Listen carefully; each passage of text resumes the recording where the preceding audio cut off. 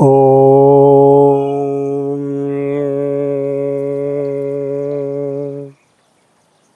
सगळ्यांना नमस्कार, प्रणाम.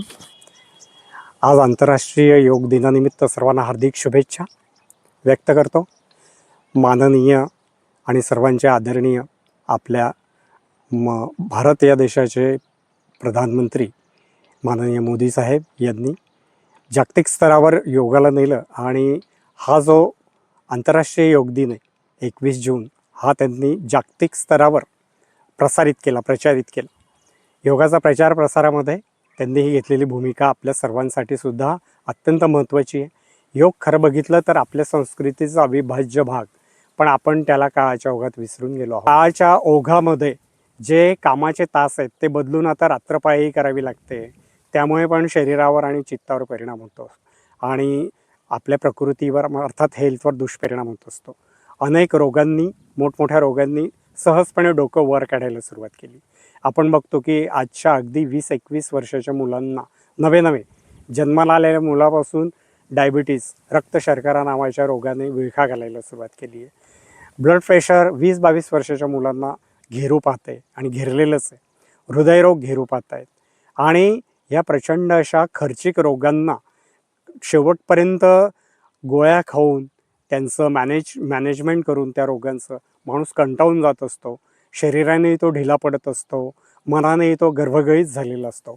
मग तो डिप्रेशनमध्ये जातो, अँझायटी, स्ट्रेसमध्ये जातो. तरुणांना कामाच्या बाबतीमध्ये अतिचिंता निर्माण झाली आहे. बेरोजगारी असो किंवा वाढता जो इंडेक्स आहे महागाईचा, सर्व जगभर वाढलेला आहे, भारतातच नव्हे. तर त्याने जी मुलं, तरुण पिढी ग्रसित झाली, त्यांना स्ट्रेस, अँझायटी आणि सगळ्यात महत्त्वाचं अतिशय दुर्दम्य असा विकार म्हणजे डिप्रेशन, निराशा, आणि त्यात ते टोकाचं पाऊल उचलतात, आत्महत्या करतात. त्यातून बाहेर डॉक्टरांपासून. तर हे सगळं जर टाळायचं असेल तर योगाला अनन्य शरण गेलं पाहिजे. आपण स्थूल शरीरासाठी जसे आसनांच्या पद्धती बघितल्या, स्थूल शरीरासाठी म्हणजे अन्नमय कोशासाठी, त्याच्या शुद्धीसाठी, तसंच प्राणमय कोशासाठी प्राणायाम आहे. प्राणायामामध्ये 8 प्रकारचे प्राणायाम आहेत. प्रत्येक प्राणायामाचा वेगवेगळा इफेक्ट या कोशावर होत असतो. त्याच्यानंतर प्राणमय शरीरानंतर मनोमय शरीर आहे. मन तर सगळ्यात पहिलं शरीर आहे, मनोमय शरीर. याच्यामध्ये जर बिघाड झाला तर सर्व शरीरात बिघाड तयार होत असतो. म्हणून आधी मनोमय शरीर पुष्ट असलं पाहिजे. त्याच्यासाठी ध्यान आहे, धारणा आहे, समाधीचा अभ्यास आहे. विज्ञानमय शरीर आहे, त्याच्यासाठी सुद्धा ध्यानाचा उपयोग होत असतो. तर आपल्याला विस्मरण लवकर होत असतं, तर विस्मरणासाठी सुद्धा ध्यान अत्यंत उपयोगी आहे. ज्याच्यामुळे आपण कुठे वस्तू ठेवली आहे ते कळत नाही, आपण बावचळल्यासारखी ती वस्तू भलतीकडे शोधत असतो. आपल्याला कोणाशी काय बोलायचं हे कळत नाही. हे विज्ञानमय शरीराचं काम आहे. आणि त्याच्यानंतर आनंदमय कोश, आनंदमय शरीर, की ज्याच्यामध्ये आपल्याला आत्मगत अशा आनंदाच्या लहरी निर्माण होत असतात. त्यामुळे आज मुलं आपली लांबवर गेलेली आहेत, काहींची देशांतर्गत लांब गेलेली आहेत, काहींची घरात राहून सुद्धा सकाळी आपल्याला न दिसता कामावर जातात, रात्री आपण झोपतो त्यानंतर कामावरून येतात.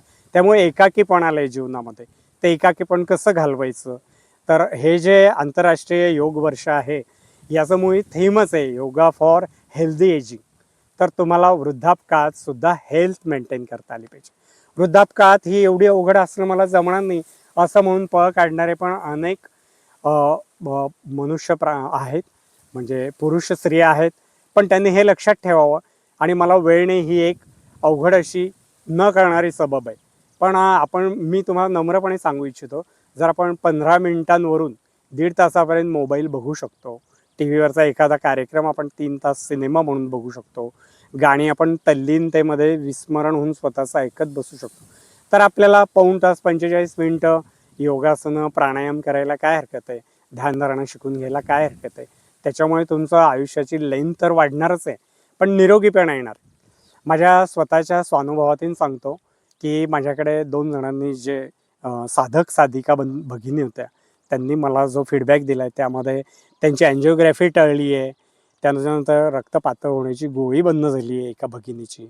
एका भगिनीचं व्हेरिकोज व्हेन्स व्यवस्थितरित्या आता कमी झालेले आहेत, अतिशय नॉर्मल लेवलला आहेत. एका भगिनीची पाठ अतिशय कडक झाली होती, खूप दुखायची, 6 वर्षापासून गोळ्या घ्यायच्या, त्यांच्या गोळ्या बंद झाल्या. तर हे योगाचं काम आहे, हे जे बी चौधरी नावाच्या व्यक्तीचं काम नाही आहे. योग माध्यमांमधून काम करतो. तर माझी जर समाजाला अशी विनंती आहे की अधिकाधिक योग शिक्षक निर्माण व्हावेत. त्यांनी आपल्या बुद्धीच्या चातुर्याने अधिकाधिक यामध्ये गहन अभ्यास करावा. नुसतं आसनांपुरते मर्यादित न राहता त्यामध्ये खोल अशा समुद्रात जसं हिरे मोती लपलेले असतात शिंपल्यांमध्ये, ते मोती वेचून वर आणावे आणि सामान्य जनतेपर्यंत पोहोचवावे अशी मी सगळ्यांना प्रार्थना करतो. आणि योगाचा नुसता एवढाच परिणाम नाही आहे, योग अतिशय वेगवेगळ्या स्तरांवर काम करतो. योग शरीरामध्ये जे कार्टिसोल नावाचं द्रव्य निर्माण होतं ताणतणावामधून, ते कमी करतं, त्याचं प्रमाण कमी करतं. त्यामुळे स्ट्रेस लेव्हल कमी होते आणि आनंद निर्माण होतो मनामध्ये, चित्तामध्ये, मेंदूमध्ये. दुसरा जो श्राव असतो तो जो आनंद निर्माण करतो, तर त्या श्रावाचं तो श्रवण करत असतो पिच्युटरी ग्लँड्समधून आणि माणसाचं नैराश्य जातं आणि माणूस सदोदित स्वतःला असा उत्साही आणि तरुण अनुभवत असतो. तर ह्या आजच्या या घटकेला मी सर्वांना पुनश्च एकदा प्रार्थना करतो की सर्वांनी कुठून का असेना पण योगाला अनन्य भावाने शरण जावं, श्रद्धा ठेवावी आणि रोगमुक्त व्हावं, चैतन्ययुक्त आनंदाचा उपभोग घ्यावा एवढं सांगतो आणि पुनश्च हरिओम, नमस्कार.